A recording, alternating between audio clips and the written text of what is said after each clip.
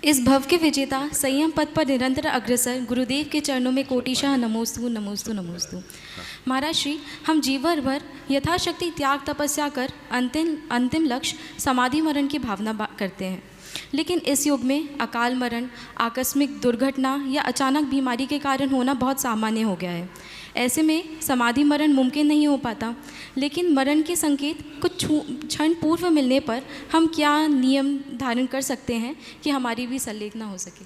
बहुत अच्छा सवाल है। देखिए, समाधि मरण की जो भावना है वो तो हमें बहाना ही चाहिए। जहाँ तक अकाल मृत्यु का सवाल है तो अकाल मृत्यु को कोई टाल नहीं सकता, पर अकाल मृत्यु सबकी नहीं होती, किसी किसी की ही होती। तो हम पहले से ये सोच करके कि हमारी अकाल मृत्यु भी हो सकती है तो हम समाधि मरण की भावना क्यों करें, ये बात उचित नहीं। हम तो ये माने कि हम जब भी जाएं तो हम समाधि मरण पूर्वक ही जाएं, ऐसी भावना भाएं और ऐसा विश्वास जगाएं।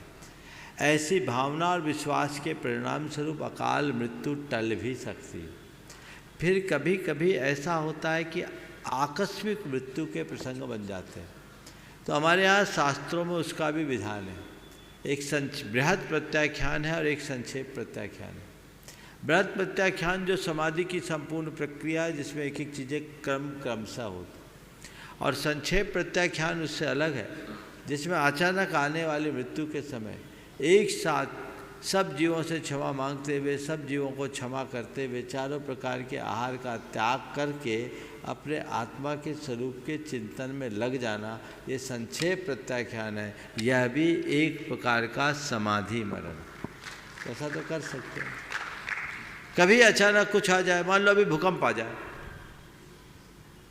और भागना भी संभव नहीं है, अब क्या करोगे?